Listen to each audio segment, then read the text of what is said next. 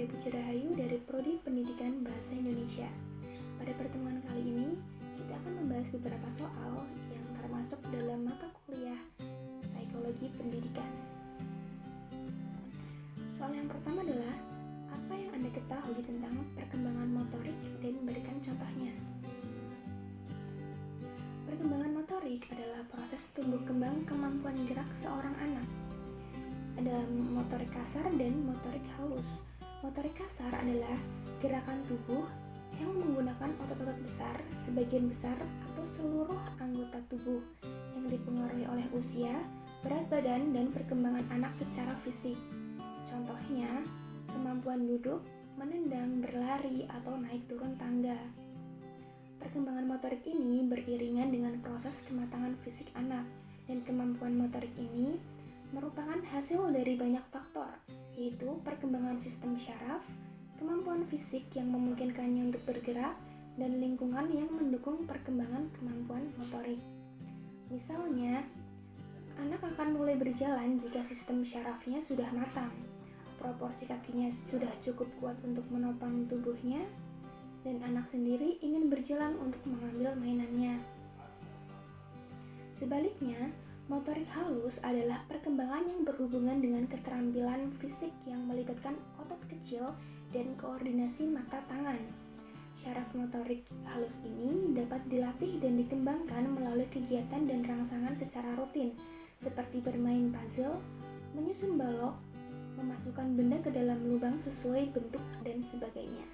Soal yang kedua adalah, apa itu persepsi dan mengapa persepsi setiap orang itu berbeda-beda. Persepsi merupakan pandangan terhadap stimulus dari lingkungan dan mampu mempengaruhi tingkah laku seseorang yang melakukan persepsi. Persepsi adalah proses pemberian makna, interpretasi dari stimuli dan sensasi yang diterima oleh individu. Persepsi setiap orang dipengaruhi oleh faktor internal dan faktor eksternal. Faktor internal meliputi pengalaman, kebutuhan, penilaian, dan ekspektasi.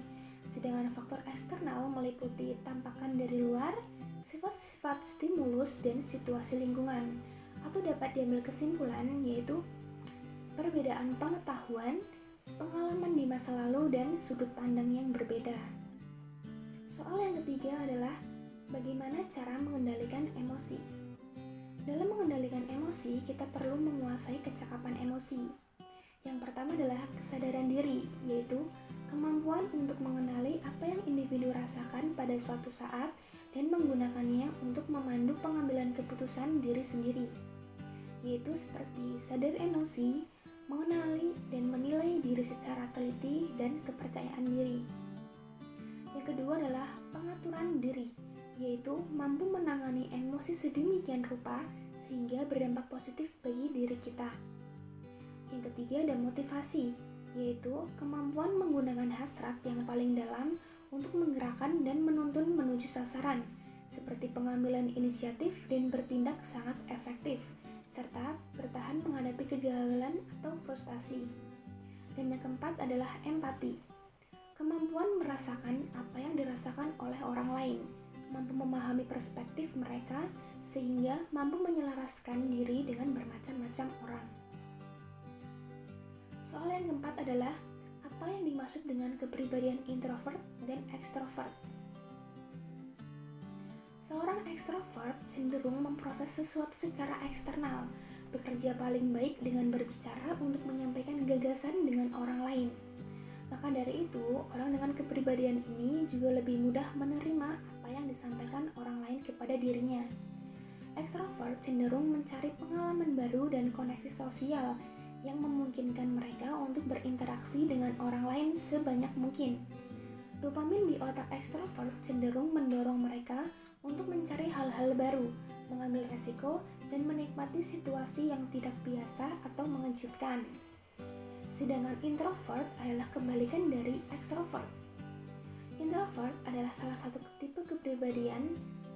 Mereka memiliki kepribadian yang cenderung fokus pada pikiran, perasaan, dan emosi yang datang dari diri mereka sendiri. Introvert cenderung merasa energinya terkuras setelah lama bersosialisasi dan mendapatkan kembali energi mereka dengan menghabiskan waktu sendirian. Sebagian besar karena otak introvert merespon dopamin secara berbeda dari otak ekstrovert, yaitu kebalikannya. Soal yang kelima adalah, sebagai seorang pendidik, mengapa psikologi pendidikan sangat penting dalam dunia pendidikan?